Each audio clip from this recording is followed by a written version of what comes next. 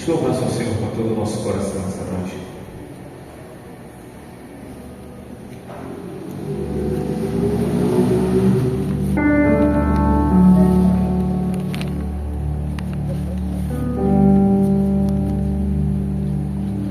Se entregue diante da presença dele. Abra o seu coração. Não deixe que esse seja mais um momento, mais um culto qualquer.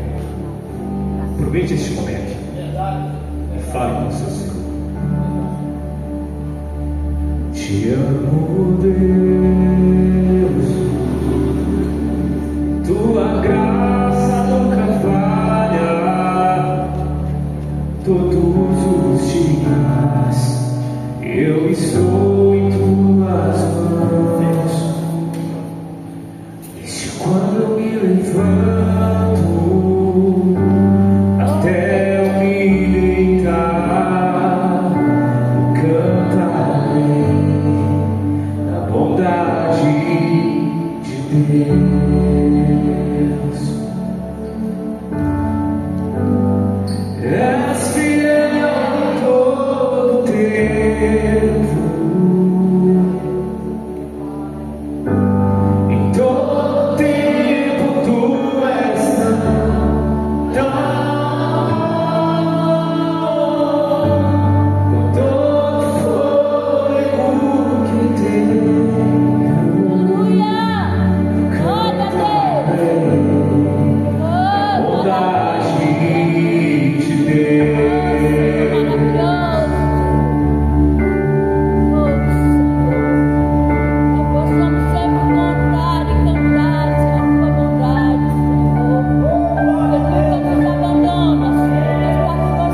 Tua doce voz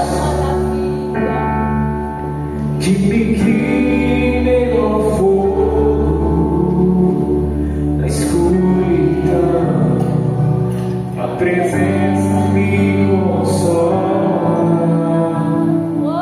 Eu sei que és meu Pai, que amigo és,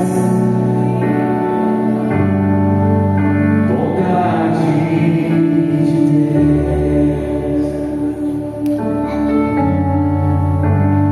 És fiel em todo tempo, em todo tempo tu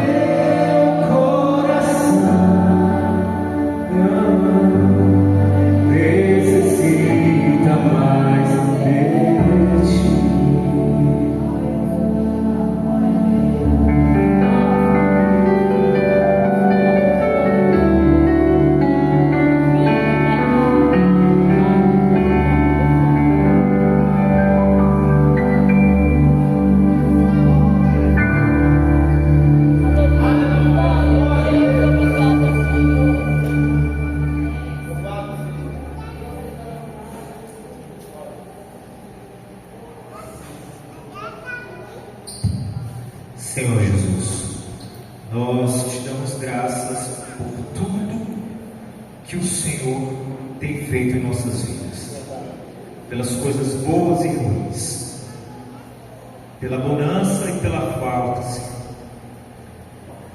Te damos graças pelo não e pelo sim. Te damos graças pela surpresa e pela decepção. Te damos graças, Senhor, porque não há outra coisa que nós possamos fazer quando nós entendemos quem Tu és. Não apenas entendemos, mas quando entender quem Tu és se torna parte da gente, se torna parte da nossa vida, se torna parte de quem nós somos. Uma simbiose, Senhor, é uma conexão, é uma união, no qual Teu Espírito, testificando no nosso Espírito, faz com que nós sejamos únicos. E que deixe de ser a gente caminhando e passa a ser o Senhor caminhando na gente. E passa a ser a gente caminhando no Senhor. E na medida que nós, Senhor, nos desenvolvemos e crescemos em Espírito, em graça, em força, em sabedoria, o Senhor vai manifestando cada vez mais bênçãos. Bênçãos sobre bênçãos. Não bênçãos do modo como os homens querem bênçãos, ou que os homens chamam de bênçãos, mas bênçãos conforme o Teu Espírito nos mostra que é bênção. Não bênçãos de acordo com o que se vê, mas bênçãos de acordo com o que se sabe que é Teu reino. Senhor Jesus, eu te peço que o Teu reino entre nós e nos abranja completamente, nos absorva. Que não haja nada em nós que não seja o Teu reino, que tudo que a gente viva, faça, fale, ande, caminhe, seja o Teu reino. Que não haja uma divisão, Senhor, entre a Tua obra e a nossa obra, mas que a nossa obra seja a Tua obra e a Tua obra seja a nossa obra, enquanto nós vivemos fazendo a Tua obra em todas as nossas obras, Senhor, que assim seja em nossas vidas. Que as nossas obras sejam a Tua obra, Senhor, e não haja divisão disso. Não haja divisão entre o tempo e a vida, mas que tudo seja uma coisa só para Te exaltar. Não haja divisão entre a reunião, o culto e a nossa vida. Apesar de que aqui nós guardamos mais reverência, Senhor, mas sabemos que a reverência que o Teu Espírito nos chama a guardar é em todo o tempo, em todos os momentos. Nós queremos Te honrar, Senhor, aqui neste lugar, mas queremos Te honrar na vida. Queremos Te honrar, Senhor, nas coisas mais diretas, nas coisas mais óbvias, nas coisas mais rotineiras. Nós queremos Te honrar. Nós queremos Te honrar enquanto nós louvamos o cântico aqui, assim como nós queremos Te honrar, Senhor, quando nós não nos irritamos com o nosso cônjuge, quando nós damos a nossa cara a tapa. Senhor, nós queremos Te honrar quando nós estamos aqui Te buscando, mas não apenas isso. Nós queremos Te honrar, Senhor, quando nos ofendem e nós nos alegramos com a ofensa e não revidamos a ofensa.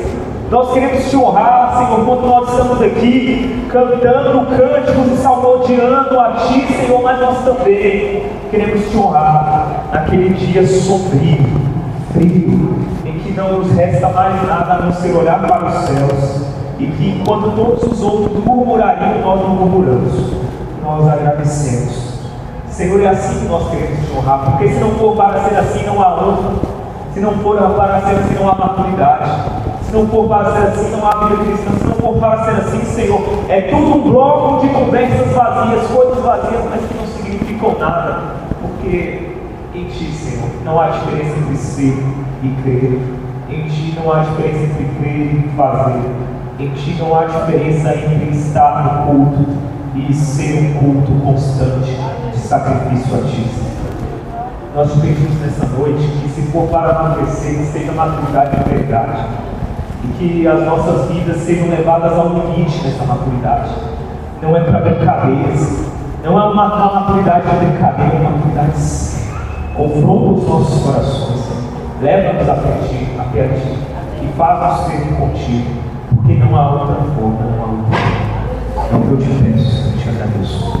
Em nome de Jesus. Amém. Pode ser assim nessa noite, amém?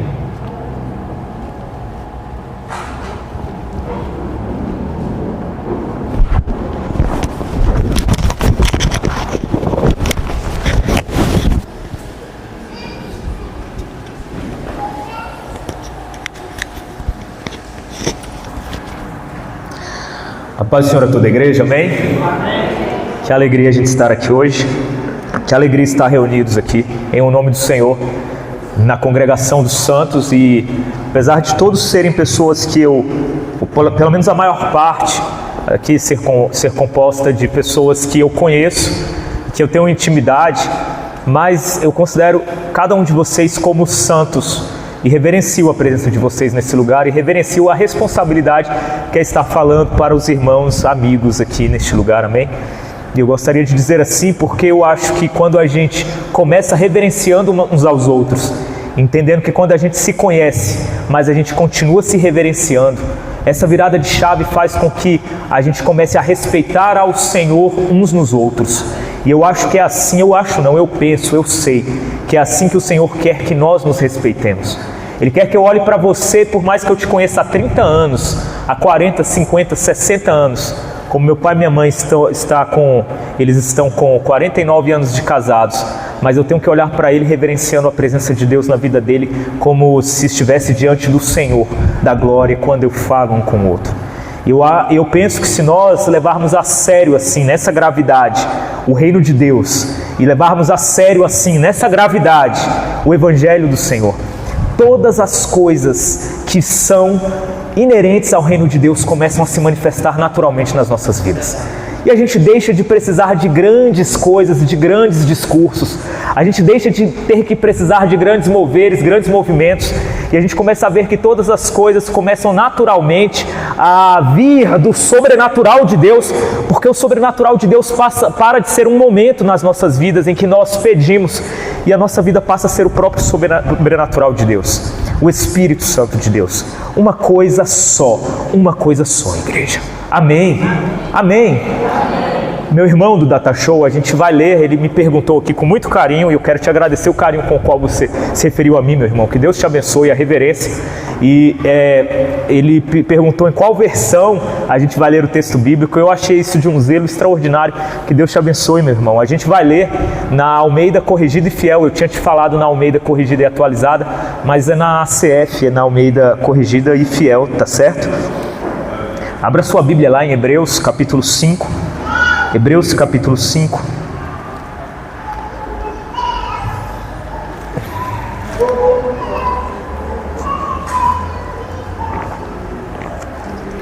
Hebreus capítulo 5, que é o texto do nosso congresso.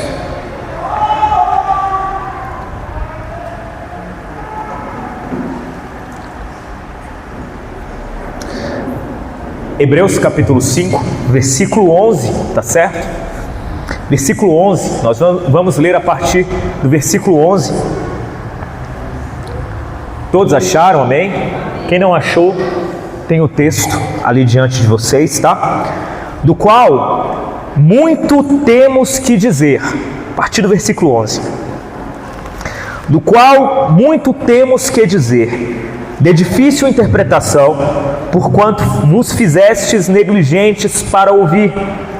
Porque, devendo já ser mestres pelo tempo, ainda necessitais de que se vos torne a ensinar quais sejam os primeiros rudimentos das palavras de Deus.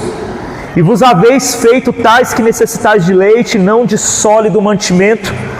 Porque qualquer que ainda se alimenta de leite não está experimentado na palavra da justiça, porque é menino. Mas o mantimento sólido é para os perfeitos, os quais, em razão do costume, têm os sentidos exercitados para discernir tanto o bem como o mal.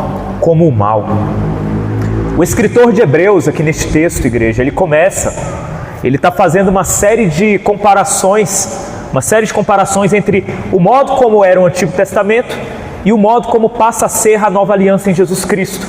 A nova aliança em Jesus Cristo, que é muito mais profunda, é muito mais grandiosa, é muito mais completa, é muito mais perfeita, é eterna, não é momentânea, não é circunstancial, é para toda a vida, é para todos, assim como é para a pessoa em si.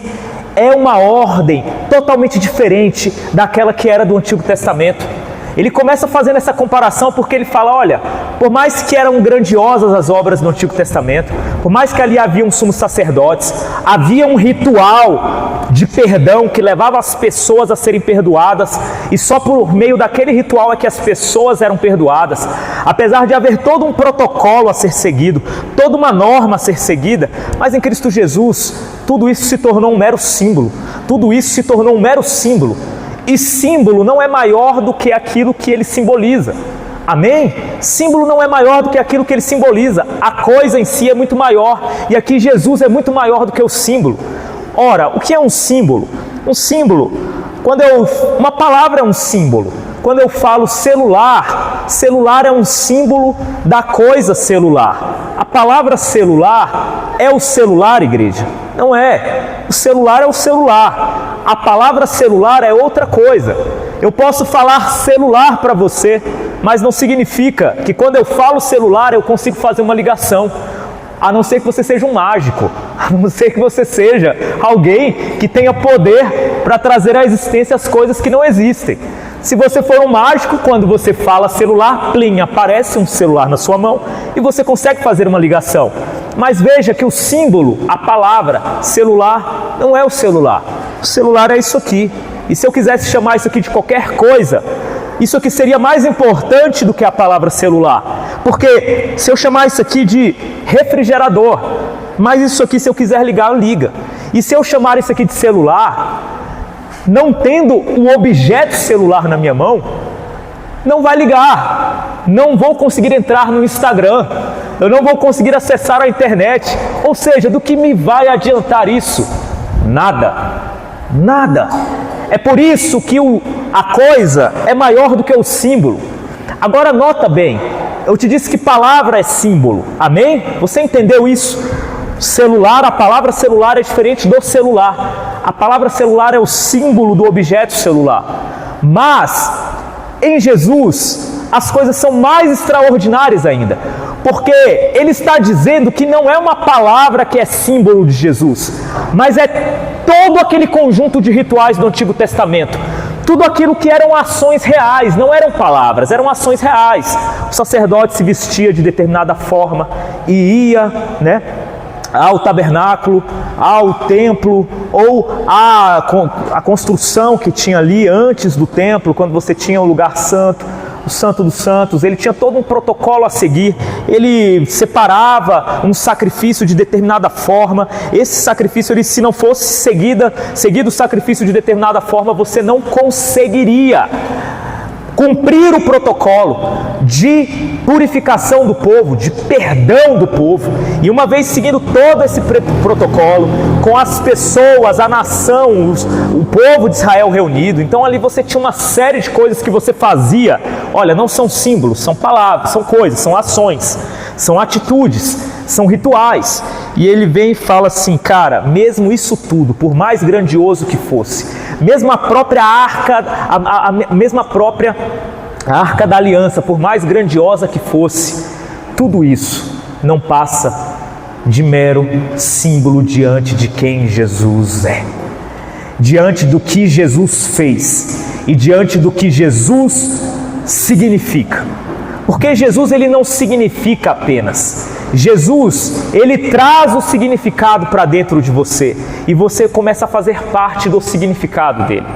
Jesus, ele é mais do que um símbolo, porque ele não te chama para um momento, ele te chama para toda uma vida.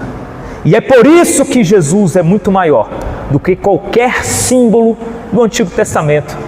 Hoje em dia eu vejo as pessoas com esses misticismos bobos, tão idiotas, que quando eu me pego aqui no escrito de Hebreus, o escritor de Hebreus falando, olha, eu tinha muito a dizer para vocês no versículo 11, mas a verdade, de difícil interpretação, mas a verdade é que vocês se fizeram tão negligentes para ouvir. Eu estou explicando uma história de simbologia aqui para vocês, mas eu não posso aprofundar nisso, porque vocês se fizeram tão negligentes para entender, que eu sequer posso explicar para vocês coisas mais profundas.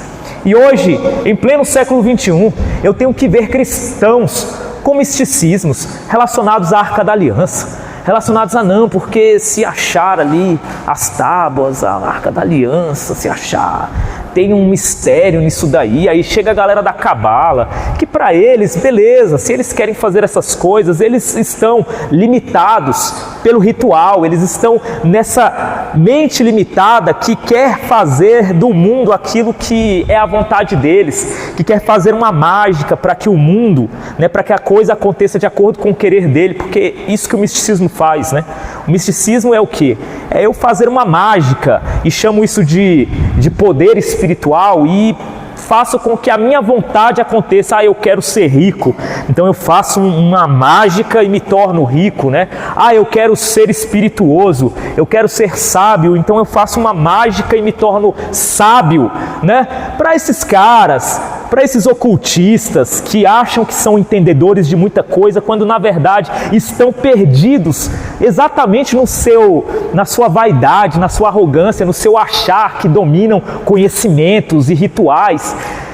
Tudo bem se eles querem fazer essas tolices. Agora, quando eu vejo cristãos, meus irmãos, negando a profundidade do Cristo e não entendendo que Ele é muito mais do que uma mágica, Ele é muito mais do que um abracadabra, Ele é muito mais do que um jogo de palavras ou um costume a ser seguido, Ele é muito mais do que uma cultura, Ele é muito mais do que uma tradição, Ele é muito mais do que qualquer uma dessas coisas. O Cristo é aquilo que é encarnado em mim, não porque eu me torne Cristo, mas porque eu começo a me assemelhar a Ele na medida em que o Espírito de Deus vai trazendo a estatura de Cristo em mim.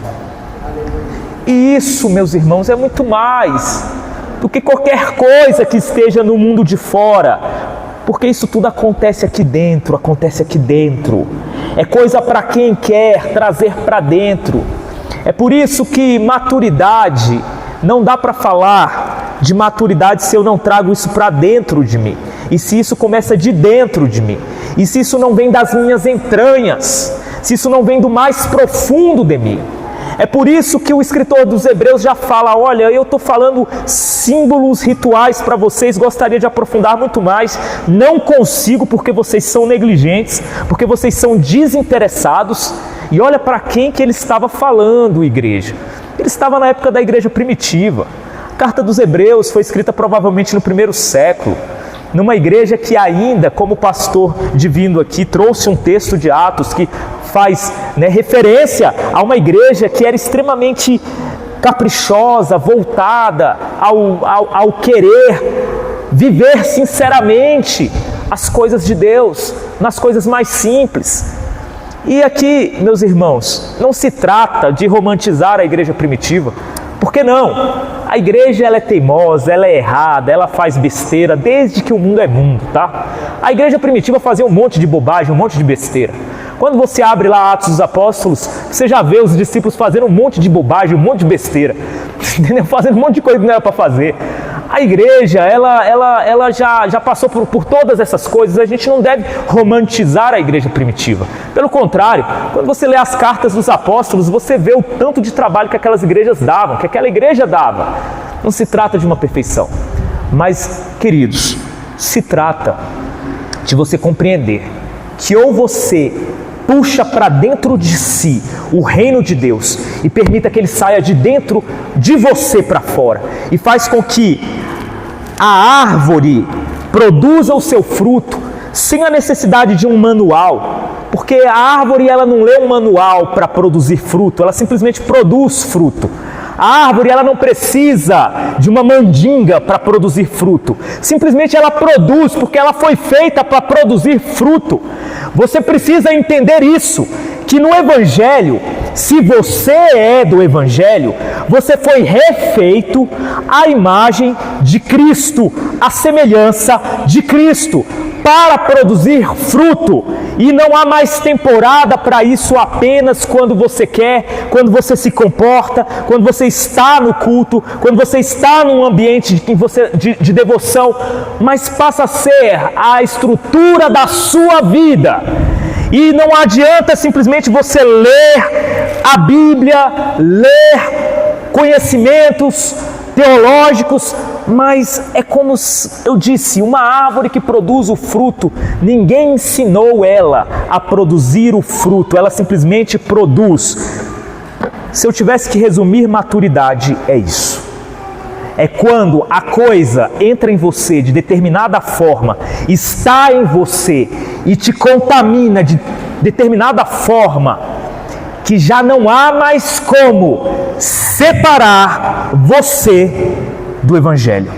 Não há mais como separar você do reino. Não há mais como falar a minha vontade se você é uma árvore que produz a vontade de Deus naturalmente e principalmente quando você já não consegue nem estar percebendo que está produzindo a vontade de Deus. É por isso que o escritor dos Hebreus fala, olha, no versículo 14, o mantimento sólido para os perfeitos, os quais, em razão do costume, da prática, do corriqueiro, têm os sentidos exercitados. Você já virou costume. É um costume tão natural, é tão espontâneo, é tão estrutural em você, é tão de você, mas ao mesmo tempo sendo de Cristo, porque é Cristo em você, que os seus sentidos estão totalmente exercitados, de modo que é quase que involuntariamente você está fazendo a vontade de Deus. Isso é maturidade cristã. Isso é maturidade cristã. Enquanto você está preocupado com as coisas, com ficar rico, com o boleto que você tem que pagar, enquanto você está preocupado com a tua imagem, meus irmãos, você quer maturidade cristã? Você quer maturidade cristã? Abra Mateus 5. Abra Mateus 5. Você quer maturidade cristã? Abra Mateus 5. Você fica chateado porque mentiram contra você lá no seu trabalho, porque mentiram contra você na sua família, porque me difamaram, isso te angustia. Enquanto Jesus lá em Mateus 5 fala, olha, bem-aventurados quando vos ofenderem e inventarem toda sorte de mentiras contra vocês.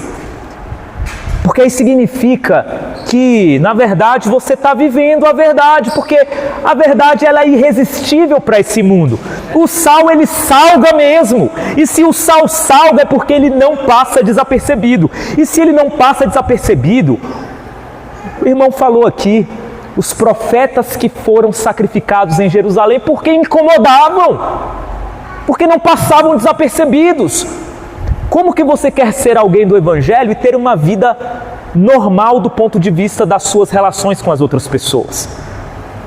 Agora, nós somos tão dissimulados e imaturos, e preste atenção nisso que eu vou falar, nós somos tão dissimulados e imaturos, que nós somos orgulhosos, vaidosos, defendemos na verdade a nossa honra, mas fingimos que estamos defendendo a verdade. Porque seria feio defender a nossa honra, a nossa imagem, seria feio dizer, não, eu faço isso porque eu quero ter razão. Não, aí você fala, na verdade é porque eu não abro mão dos meus valores. Mentira, mentira. Você abre mão dos seus valores o tempo todo, você nem pensa neles. A verdade é que você é um mentiroso, você é tão dissimulado que você chama de altos valores, de grandes coisas, de valores de Deus, de princípios de Deus, o teu orgulho, a tua inveja, a tua necessidade de se impor, a tua necessidade de vencer a briga, a tua necessidade de vencer a discussão. Você é um dissimulado, você não é alguém que vive o Evangelho. Porque você ainda está se incomodando com uma série de coisas que, se você tivesse maturidade, se você entendesse que você foi refeito, e como refeito, a estrutura natural sua é a produção da vontade de Deus. E se você não entender isso, que da mesma forma que quando você estava no pecado, a estrutura natural sua era produzir o pecado, mas agora você não está no velho Adão, você está no novo Adão, e no novo Adão a sua configuração mudou.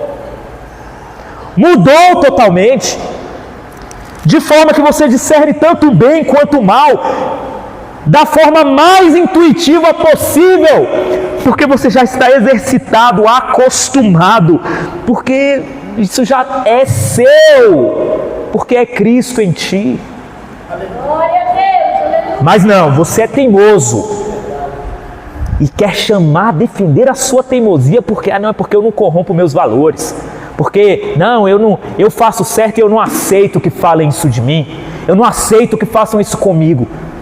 Cria vergonha na sua cara, meu irmão. E eu estou falando aqui para crentes. Se você se chama de cristão, ou então deixa de se chamar de cristão e vai fazer outra coisa da sua vida. Porque é nesse nível de gravidade que o Evangelho te convoca e me convoca. E sinceramente me cansa ver uma igreja que hoje se ofende porque está sendo perseguida, porque estão inventando mentiras contra ela. A igreja que agora quer fazer valer a sua vontade e nunca entendeu que é exatamente o contrário. Meu amigo, se você não está incomodando, tem alguma coisa errada. Maturidade não é a cultura cristã. Eu gosto da cultura cristã. Todos aqui gostam. Nós fomos criados, o nosso país tem uma cultura cristã, amém? É bom, a gente é acostumado com isso. A gente é acostumado a não ter incesto, né? Filhos não se relacionarem com mães, mães com filhos ou entre irmãos, igual as culturas pagãs fazem. Porque no paganismo isso acontecia, tá?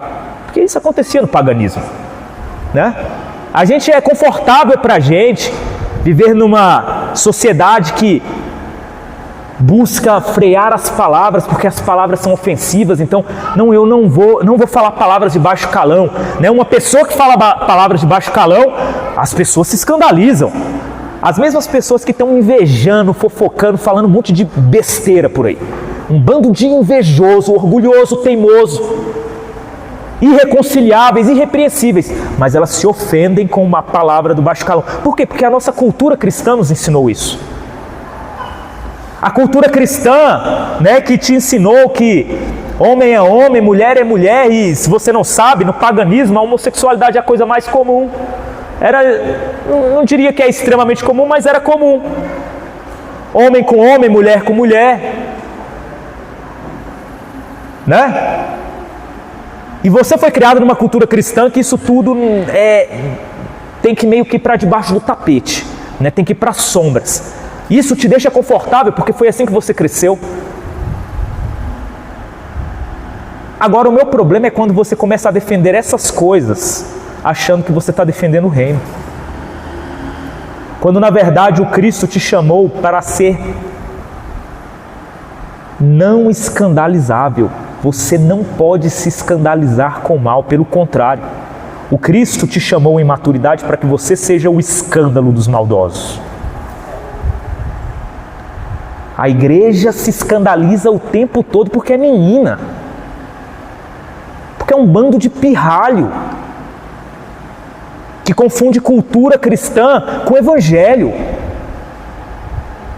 sendo que a mensagem da cruz que deveria ser o escândalo, sendo que o escândalo deveria ser você amar o seu inimigo, não como os gentios e pagãos fazem, que só amam os seus amigos que ele faz bem, mas na verdade é amar o seu inimigo. Que a mensagem da cruz deveria ser escândalo quando você salga, e salga mesmo. Chegando no bem, no amor, na justiça, na paciência, no cuidado, na reverência.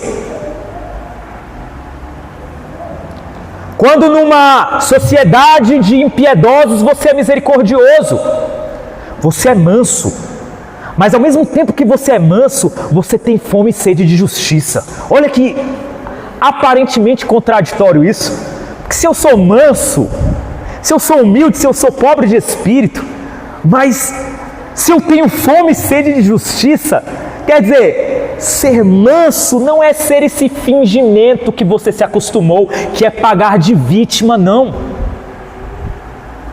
Ser manso é o contrário disso. Pagar de vítima, sim, é contraditório a ter fome e sede de justiça. É porque nós temos a imagem do manso como o coitado.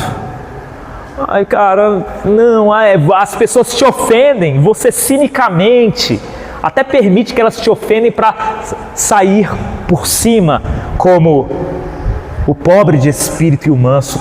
O Senhor está vendo tua dissimulação. E mais ainda, se você não está enxergando a tua dissimulação, significa que você não foi refeito ainda o suficiente. Você não alcançou o mantimento sólido, perfeito, que não apenas sobre coisas mais profundas você se torna capaz de falar e ouvir, mas você se torna capaz de digerir, de viver coisas mais sólidas e profundas. Então esse vitimismo barato teu não é ser manso, não é ser pobre de espírito, não. Porque senão não daria para você ter fome de justiça. E quem tem fome de justiça, ele se posiciona. Ele não é esse covarde que não quer confrontar o mal, que coloca o rabinho entre as pernas para passar desapercebido. Porque você não quer causar constrangimento, mesmo quando o mal está acontecendo diante dos teus olhos. Você evita o confronto. Você é um frouxo, você chama isso de mansidão.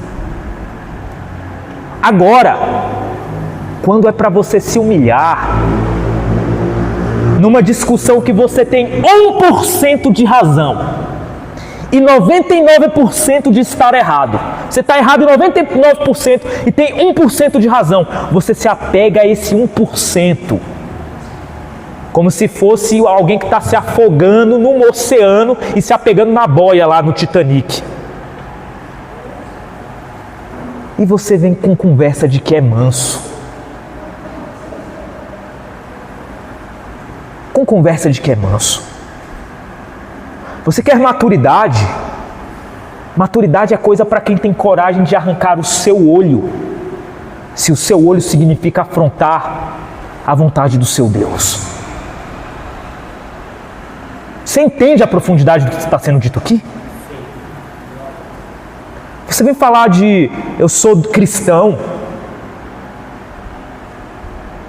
um pessoal que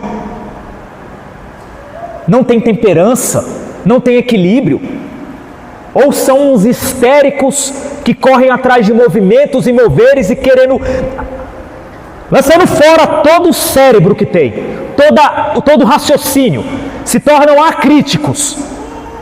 Joga fora o cérebro, joga no fogo, porque está desesperado para sentir um mover. Porque anda reagindo. É um reativo ambulante. Ele reage a estímulos, impulsos. A vida dele é pulando, é no pulo, é na reação. É cutucando. Ele leva um cutucão de cá, ele reage. Leva outro de cá, ele reage. Ele reage aos seus pensamentos de modo avassalador. Ele reage aos outros. Ele reage tanto que até quando o outro não faz nada contra ele ou contra ela, ele e ela acham que fizeram alguma coisa contra eles. Vai entrando num estado de esquizofrenia quase. E aqui a esquizofrenia, como doença mesmo, porque acha que todo mundo está falando alguma coisa, a pessoa está tão desesperada em defender a si, que ela começa a levar até o que não aconteceu e a reagir ao que não aconteceu. Só anda reagindo.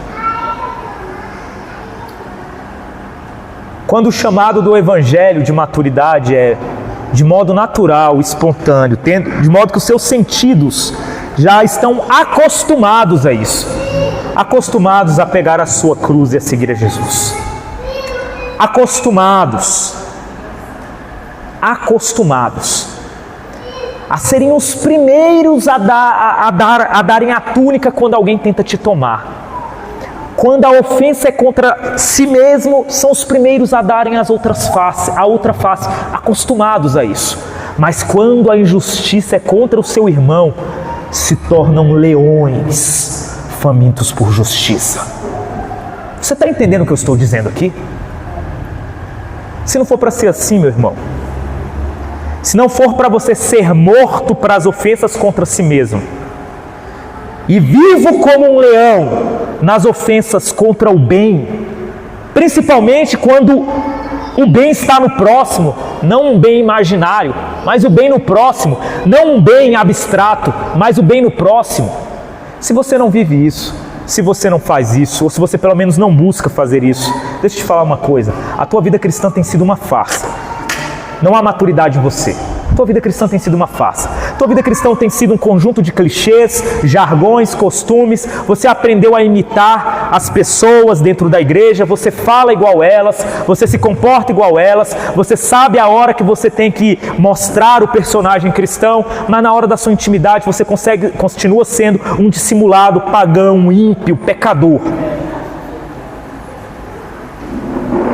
Pecador. Me desculpa a palavra aqui, pastor, da forma como está sendo colocada, e me desculpem o vocabulário que eu estou usando.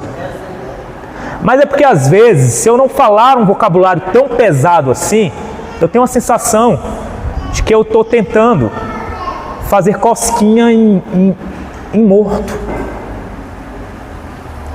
E quando eu falo isso, eu não estou falando para esta igreja, eu estou falando para a igreja. Para a igreja. Uma igreja que negocia todas as coisas e diz que está negociando isso em nome de Deus. Meus irmãos, como que pode ser assim? Como que eu ando com as escrituras sem entenderem que quem é do evangelho, as escrituras não estão fora dele. As escrituras não são feitas para você comparar do lado de fora. As escrituras são feitas para estarem dentro de si, para que ela seja a lente dos teus olhos e a tua visão já seja lançada a partir delas. Glória a Deus.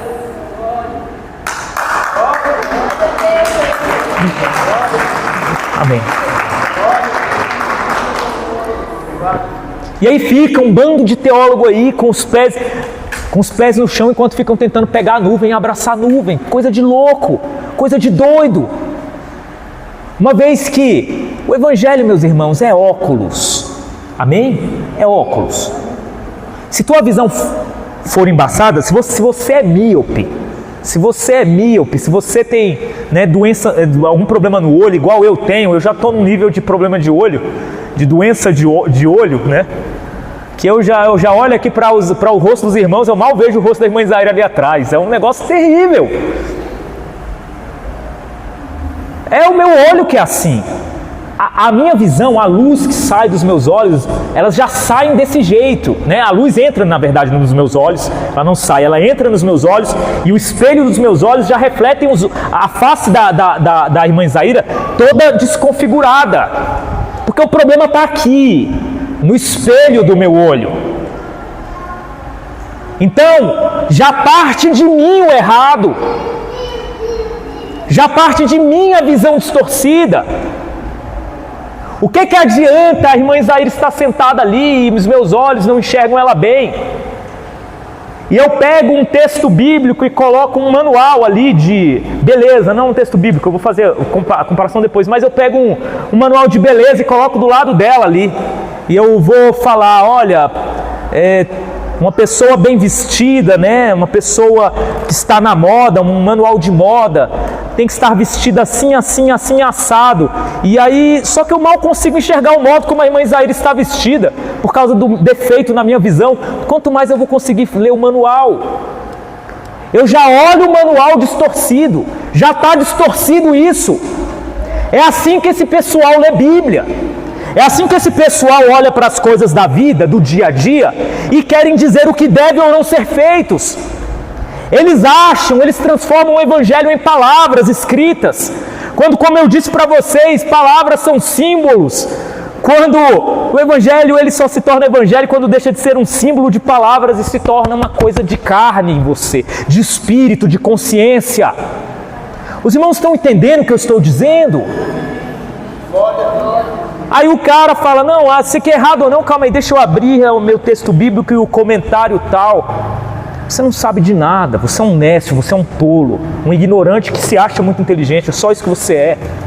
Sabe ler grego, hebraico e tudo aí que se pode dizer de língua sacra. Só que você está entupido dentro do pântano. A tua visão já sai torta. Você está querendo ler o torto a partir de uma visão torta que você não consegue ler. Está tudo errado. E você chama isso de maturidade. E você chama isso de maturidade. Não é assim. Não é assim que as coisas são. Meus irmãos, tinha muito mais para falar sobre esse assunto. Eu não vou continuar porque o horário deu.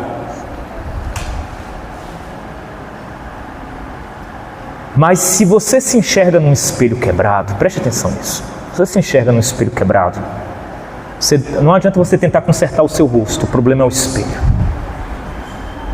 Você vai se ver distorcido, cara.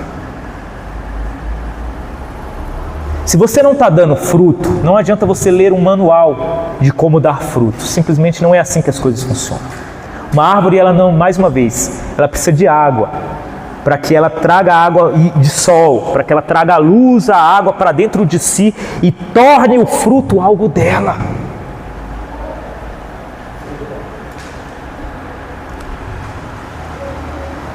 É assim que se fala de maturidade no ambiente cristão. Uma igreja que busca avivamento, que busca conquistar os perdidos, sem conquistar a si mesma, porque ela mesma está perdida, ela vai continuar em falácias, palavras motivacionais, aí vai ver que não deu certo, aí vai se desmotivar e vai viver de frustração em frustração no ciclo eterno da apostasia. Quem não se conquista, não tem como conquistar lá fora. Conquista a tua boquinha, conquista o teu pensamento, conquista o teu coração. Conquista tudo de si. E você vai começar a ver que fruto não vai parar de sair de você.